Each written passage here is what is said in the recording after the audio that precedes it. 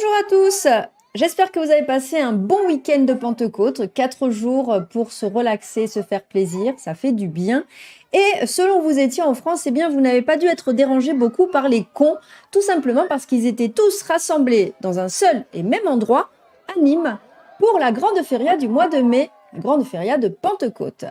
On va faire un bilan de ce qui s'est passé. Vous voyez sur les images eh bien, qu'il y avait des jeux taurins. Il y a également eu des corridas, dont une, heureusement, qui devait faire la clôture et qui a été annulée. Ça aurait été la seule bonne nouvelle de ces 4 jours. Quoique, peut-être pas, on en parle. On ne va pas parler des 3 premiers jours, tout simplement parce que bien c'est comme d'habitude.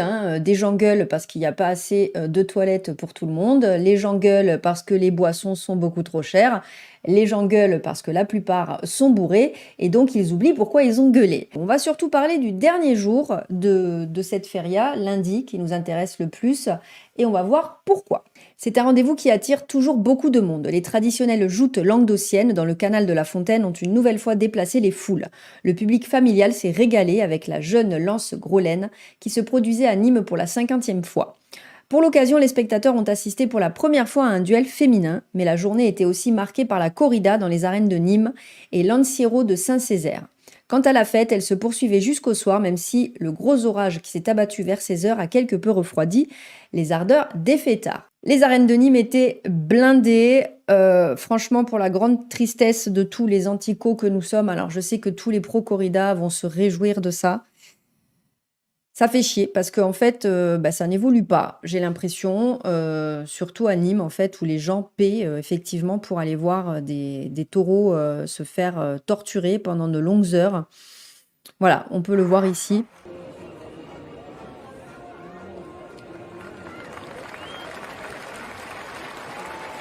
Voilà ce que c'est que la corrida.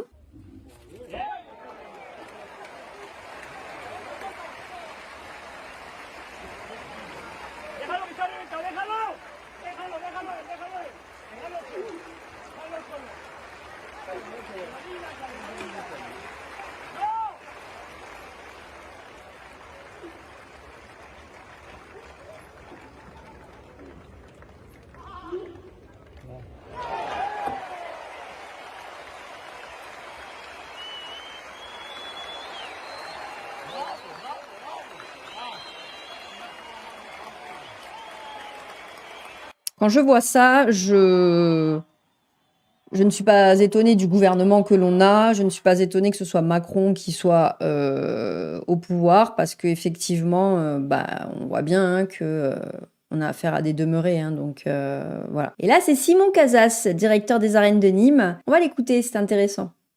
Hop, je vous le grossis un petit peu, histoire qu'on voit bien sa tête. On écoute. Ce que dit le règlement taurin, bien sûr, et c'est légitime, c'est que ce sont les matadors qui décident. La piste est d'ores et déjà impraticable, elle est inondée. Et surtout, nous avons observé les conditions de la météo dans les minutes et heures à venir. Ça va être pire encore, suivant la météo.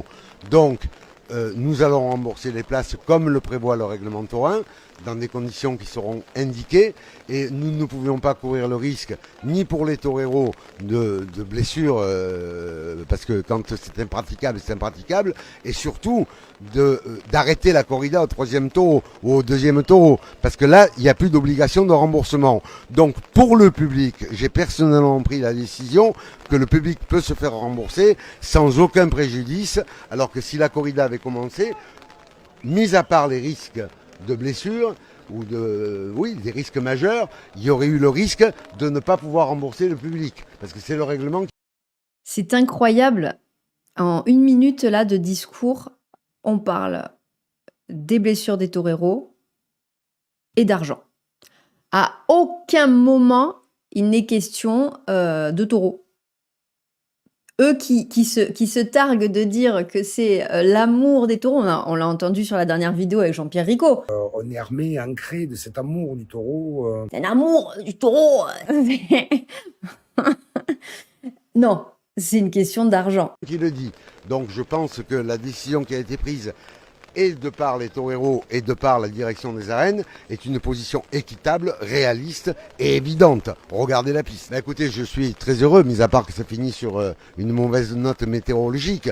On a rempli 3 fois les arènes dans une époque où, soi-disant, il y a une désaffection pour la corrida. Il y a eu de grands triomphes. Le public s'est régalé, que ce soit à la corrida à cheval, samedi après-midi, à la Novillade de dimanche matin et dimanche après-midi. Un grand bilan artistique. Et ma mission, c'est de satisfaire le public et de défendre la tauromachie. J'ai satisfait le public et j'ai défendu la tauromachie. Que dire? Que dire de cet homme? Que dire des autres? Alors oui, c'est pas parce qu'il remplit 3 fois les arènes que la majorité de la population française est pro-corrida. Ça, c'est le souci de ces gens-là. C'est comme pour les chasseurs, hein, je suis désolée de revenir dessus, et comme pour les circassiens aussi, hein, en fait. Ils sont persuadés, parce qu'ils remplissent des chapiteaux, parce que ils vont aider des paysans pour les chasseurs, nanani, nanana, parce que là, il remplit 3 fois les arènes. Ils sont persuadés que du coup, c'est la majorité de la population. Il n'y a que des connards qui ont rempli les arènes. Il n'y a personne d'autre. Heureusement qu'on n'est pas 70 millions de connards. Donc, non, je maintiens dans une ère où les gens sont contre la tauromachie. Je connais des gens qui n'y sont pas allés même pour profiter de la feria à cause des corridas. Le cambriolage de la billetterie des arènes a été constaté lundi matin par les salariés de la société de Simon Casas, que nous avons écouté tout à l'heure, qui est donc directeur des arènes. Une enquête de la police est en cours depuis lundi matin et la découverte d'un vol par des salariés de la billetterie des arènes. Un cambriolage nocturne commis par des voleurs qui auraient pénétré par effraction dans la billetterie et qui sont parvenus à dérober une forte somme, près de 70 000 € selon une source. Des spécialistes de la police scientifique sont venus faire des prélèvements sur place lundi matin pour débuter l'enquête. En réalité, l'argent dérobé représente l'ensemble des places payées en liquide à la billetterie de la rue de la Violette depuis le début de cette feria. Un autre comptage doit être effectué pour vérifier et préciser le montant de ce vol. Il n'y a pas eu d'interpellation à ce stade des investigations. Bon, je pense que les assurances et tout le soin de soin vont de toute façon faire le nécessaire et que ces aficionados en auront plein les fouilles comme chaque année. Chaque année, donc, il y a de nombreux manifestants qui se présentent aux arènes de Nîmes pour montrer leur mécontentement et pour venir déranger le bon déroulement des corridas. Cette année, je suis tombée sur quelque chose, on va le regarder ensemble. Il y a eu un petit changement de lumière, parce que je sais pas, il y a eu une petite poussée de tension électrique, et donc je me retrouve lumineuse comme jamais. Alors, on a pu lire plusieurs choses sur les réseaux sociaux. Je vous prends un exemple. Sophie VG nous dit « Où était la majorité de Français qui se déclarent opposés à la corrida? Où étaient tous les militants qui luttent pour la cause animale? Où étaient toutes les associations de la cause animale, notamment les associations anti-corrida comme le CRAC, la FLAC, ou même les associations locales à Nîmes? Hier, à Nîmes, ce sont l'impuissance et la colère qui m'ont traversée.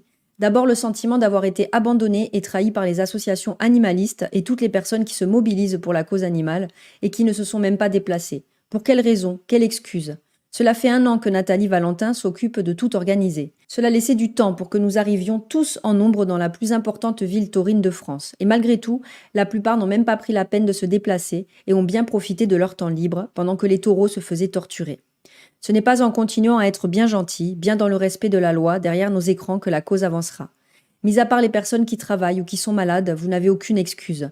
Des covoiturages étaient organisés à Nîmes. Il y a le train et les cars. Et si c'est la justification de la mobilisation non déclarée, de la peur d'être en garde à vue, c'est de la mauvaise foi. Nous n'étions guère plus en septembre dernier, alors que c'était déclaré.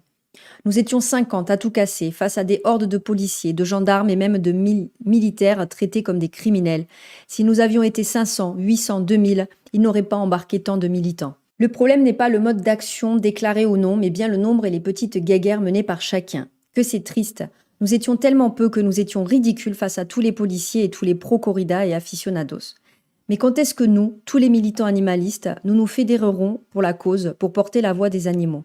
Ce n'est pas avec nos petites questions d'ego de « je ne veux pas voir celui-ci » et l'image de telle organisation plutôt qu'une autre que la cause avancera. Quand est-ce que l'humain arrêtera d'être hypocrite et mettra de côté sa fierté, son ego pour se mobiliser lorsqu'il y en a vraiment besoin? Nous étions si peu nombreux qu'il était facile pour les policiers d'embarquer des militants pour les mettre en garde à vue et de les menacer. Où est passée la liberté de manifester? Est-ce ça la démocratie? Le lobby de la corrida est bien défendu par l'État, les forces de l'ordre qui défendaient les aficionados. Ils sont complices de toute cette mafia car ils obéissent aux ordres de la préfète qui avait interdit de manifester. Cette mafia engrange 50 millions d'euros chaque année à Nîmes, sans compter l'argent de la feria. Dans cette ville taurine, l'omerta est de partout. La torture des taureaux et des chevaux est banalisée.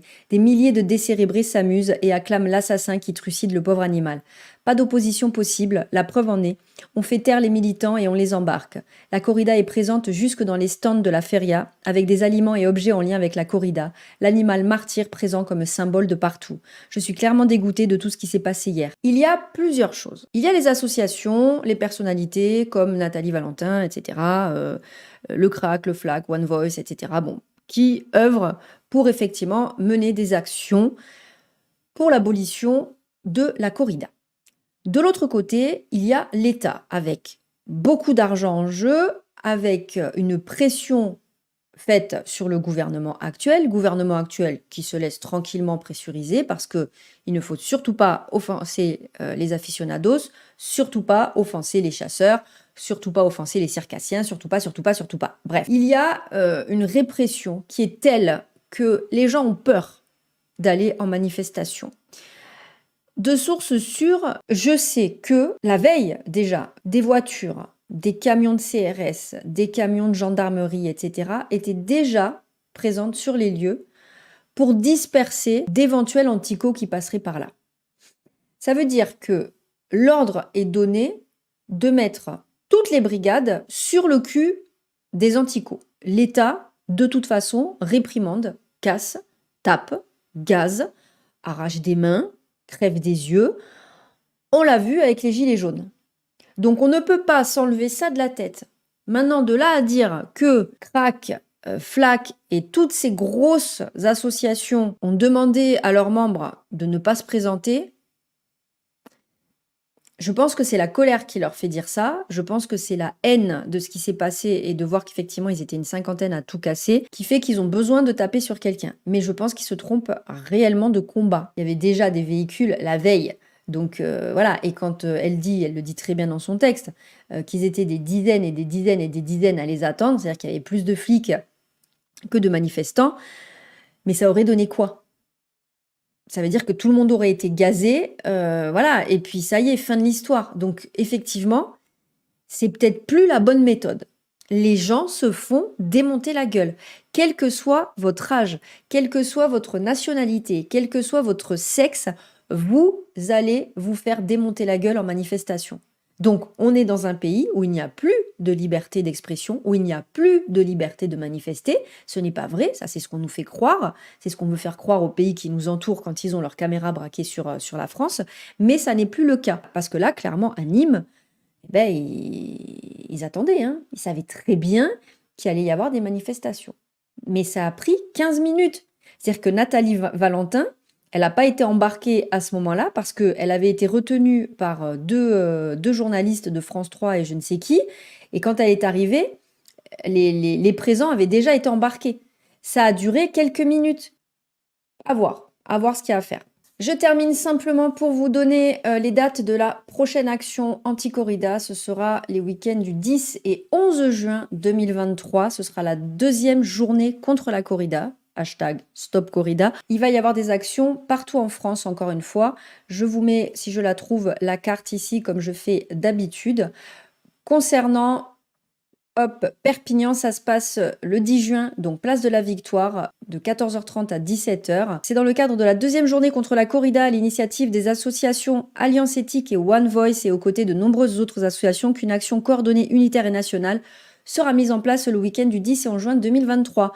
Retrouvez-nous dans toutes les grandes villes de France pour porter la voix des taureaux et des chevaux victimes de la tauromachie dans 10 départements français. Voilà, donc je vous mettrai tout ça évidemment en description et je l'épinglerai en premier commentaire. Je vais devoir raccourcir énormément cette vidéo qui est très longue. Je vous dis à très bientôt. Le combat continue, on ne lâche rien. Il faut simplement ne pas s'éparpiller, ne pas se désunir, je pense. La protection animale, on est capable, je pense, d'œuvrer pour la même cause, même si on ne s'aime pas, pour X ou Y raison, peu importe, on n'est pas du tout là pour s'aimer, on est là pour œuvrer pour les animaux. Il faut continuer. Prenez soin de vous, de vos poilus. Je vous dis à très bientôt. N'hésitez pas à réagir dans les commentaires, à apporter votre soutien à ma petite chaîne qui fait très peu de vues ces derniers temps en mettant un j'aime, pourquoi pas en partageant la vidéo auprès de vos proches et à vous abonner si ça n'est toujours pas fait. À très bientôt. Ciao, ciao!